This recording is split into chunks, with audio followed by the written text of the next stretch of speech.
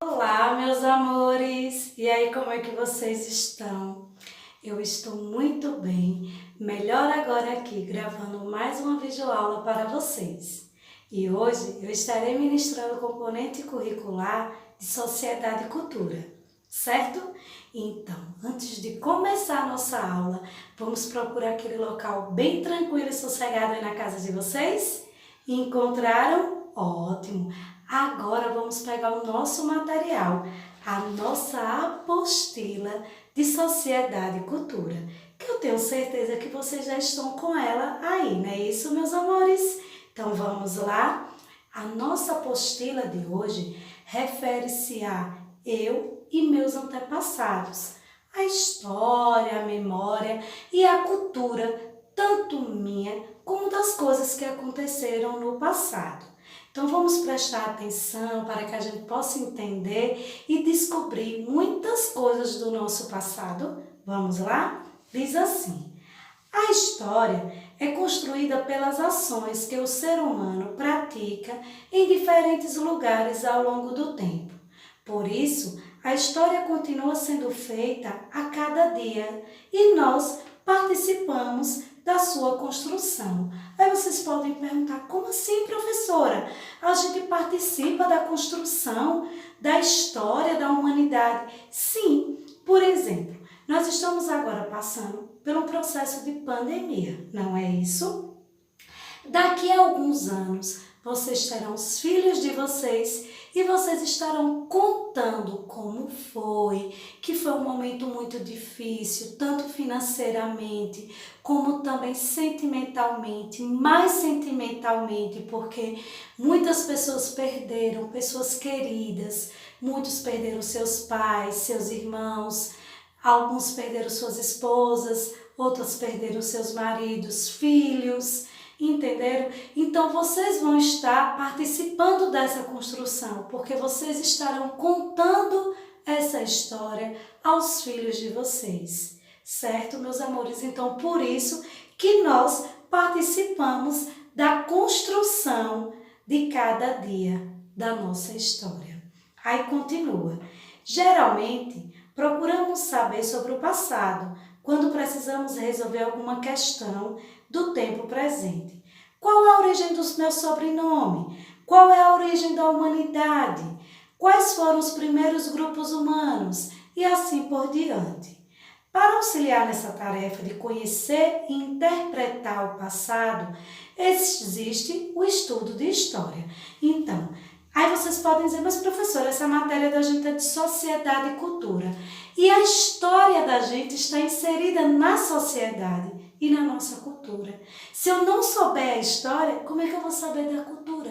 Como é que eu vou saber por que é que a sociedade se comporta daquela maneira? Eu só posso saber disso estudando a minha história dos meus antepassados e, é claro, as memórias e a cultura.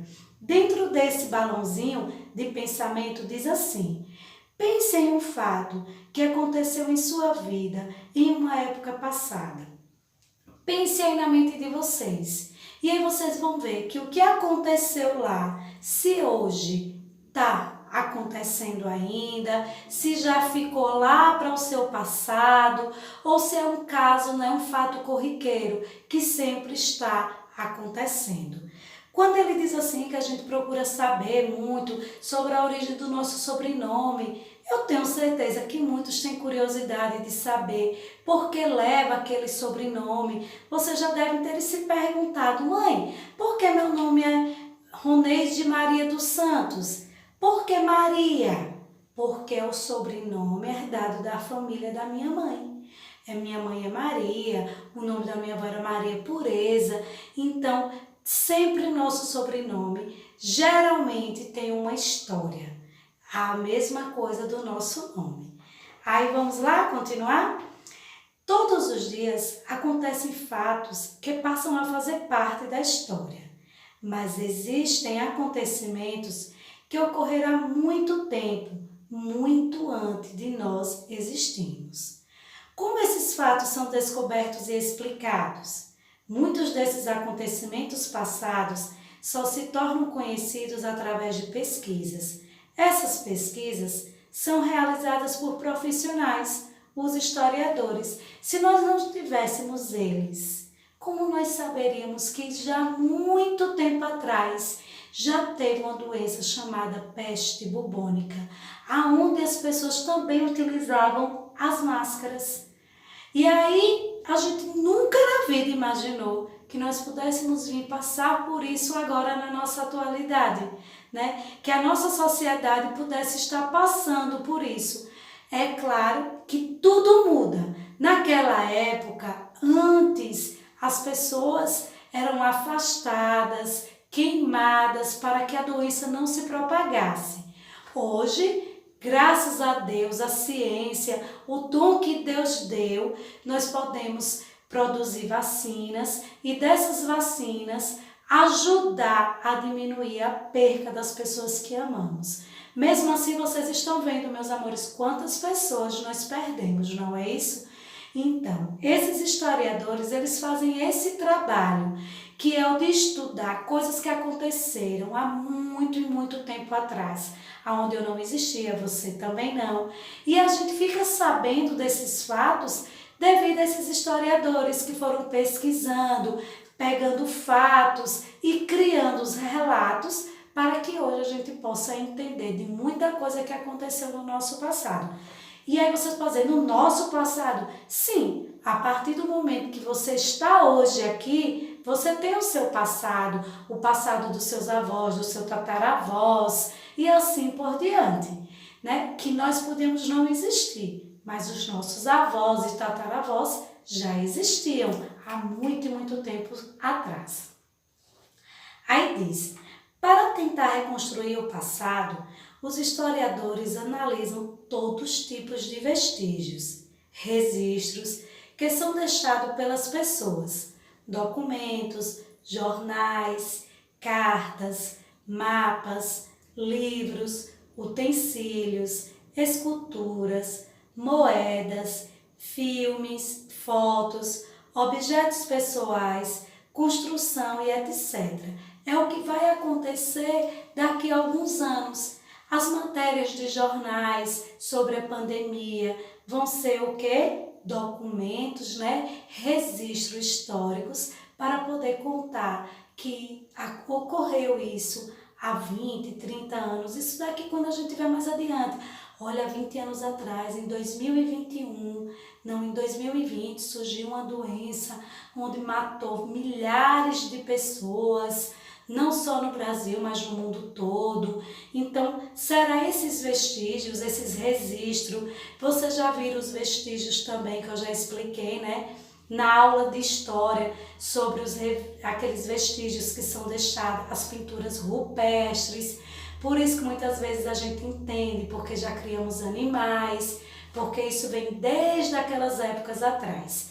Então, o nosso passado, a nossa história, a gente entende o porquê de muita coisa hoje por causa do nosso passado, devido a esses historiadores que não nos deixam ficar perdidos, certo? Aí continua. Existe uma memória individual, que é aquela que diz respeito ao indivíduo. Ela é guardada por ele e diz respeito às suas experiências pessoais. Ainda assim, também possui influências do grupo em que a pessoa foi socializada. Por exemplo, lembranças de quando era bebê, fotos, música, objetos. Então, tudo isso é uma memória individual, é a sua memória. Nós falamos da história, agora estamos falando da memória. Essa memória sua, que você tem, que sua mãe diz, olha, você dormia quando eu cantava aquela música. Olha, você tem aquela foto que eu tirei quando você tinha 2 aninhos. Você estava na onde? Você estava no sítio de vovô. Olha, essa daqui que você está no colo é sua vovó. E assim por diante. Então, tudo isso é uma memória individual, é uma memória sua, que cada um tem a sua memória individual. Aí ao lado eu botei uma imagem que é momentos com a família. Esses momentos que a gente passa com a família, seja no lazer, seja nas tarefas de casa, como vocês estão vendo que essa família estão todos lavando os pratos. Esses momentos são memórias individuais de cada um de vocês. São os momentos que você, na sua vida, você passa com os seus familiares ou com os seus amigos ou na escola. Não é uma memória coletiva com várias pessoas, mas é uma memória sua, é algo seu, do seu íntimo, pessoal seu, certo? Então, memória individual é isso, é algo seu, que você viveu da sua vida. Aí continua. Há também aquilo que denominamos de memória coletiva. É formada pelos fatos e acontecimentos considerados importantes a toda a sociedade e são guardados como memória oficial. Geralmente esse tipo de memória é expressa nos chamados lugares da memória.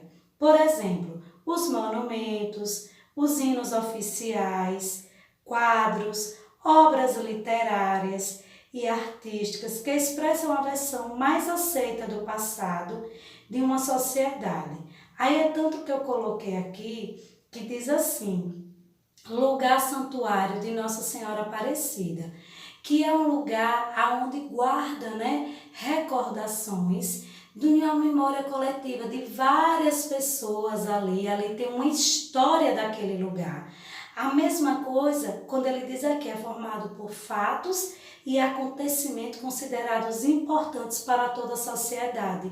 Aí eu pergunto a vocês, a pandemia será uma memória individual ou uma memória coletiva? Será que só você irá lembrar desses momentos ou será que foi um momento importante que marcou a vida de toda a sociedade?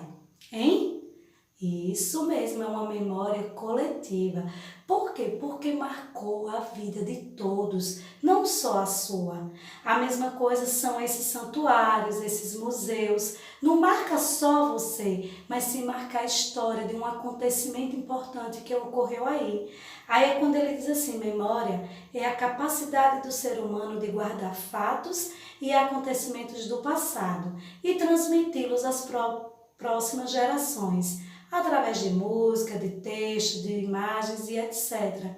A música também nos traz recordações, memórias tanto coletivas como individuais. As individuais são aquelas músicas que vocês lembram de momentos maravilhosos que vocês passaram. Porque eu sei que mesmo nessa idade de vocês têm aquelas músicas que vocês gostam, ou porque vocês escutavam em família, estavam escutando ali com seus familiares, ou porque marcou alguma coisa importante na sua vida, quando você estava na sala de aula, aquela professora cantava e você gostava. Então, isso é uma memória individual sua. E também tem aquelas músicas que é quando você, poxa, olha essa música aí, eu estava curtindo com um amigo meu, eu estava na festinha da escola e a gente dançou muito no carnavalzinho da escola, ou no São João da escola, e foi muito divertido. Isso daí é uma memória também individual sua. Agora, quando você está vendo imagens de coisas que aconteceram no nosso mundo para todos, isso daí é uma memória coletiva. É uma memória que todos estão vendo e que vai marcar de uma forma ou de outra a vida de cada um. Aí ele continua. E a cultura? A cultura compreende o conjunto de costumes e tradições de um povo, os quais são transmitidos de geração a geração.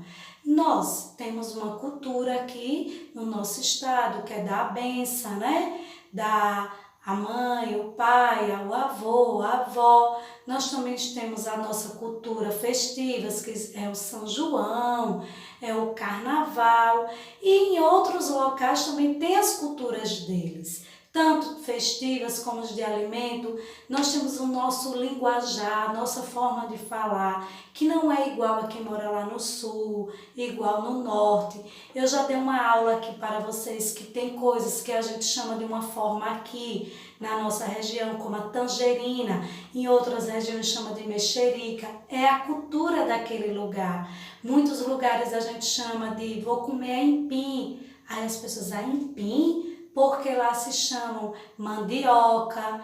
Então, é a cultura de cada lugar e a gente tem que saber respeitar. E essas culturas também são passadas para nós de geração para geração. Os costumes dos seus pais, eles acabam ensinando a nós, né? E aí nós vamos crescendo, aprendendo aqueles costumes. E aí também, quando tivermos nossos filhos, iremos passar para eles também. É muito interessante. Nossa história, ela não para, ela vai seguindo as etapas de geração em geração. Hoje vocês estão adolescentes, mas daqui a algum tempo vocês serão homens e mulheres e terão a cultura de vocês para ensinar os filhos de vocês. Aí ele diz, como elementos culturais representativos de um determinado povo, destaque-se a língua, as crenças, comportamentos, valores, costumes, religião, folclore, dança, culinária, arte e dentre outros. Como eu expliquei para vocês, né? Cada um tem os seus costumes da sua região, da sua localidade, cada um tem a sua religião. Não é obrigado que se eu sou protestante, você seja protestante também. Se eu sou católica, você seja católica.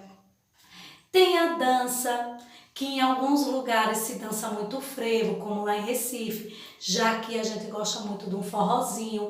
Tem lugares que usam muito música sertaneja, a gente gosta também. Mas tem lugares que a música é diferenciada. Tem outros lá que vivem lá mais pro pop rock e aqui já no Nordeste não se usa muito. Então tudo isso é a cultura.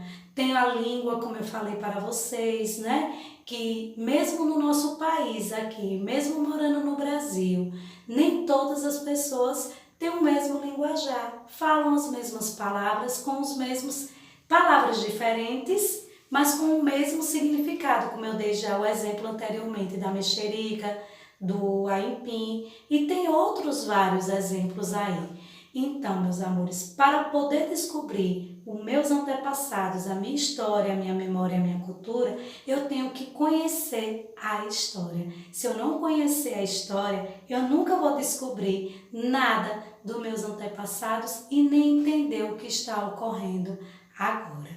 Então, espero que tenham gostado da aula de hoje. Pensem e reflitam, né, antes de terminar nossa aula. Pensem e reflitam em fatos que ocorreram na vida de vocês. Se puderem, anotem no diário, para que mais adiante você venha recordar essa memória de fatos que marcaram a vida de vocês. Está bem? Então, nossa aula de hoje termina por aqui. Fiquem com Deus e até a próxima aula.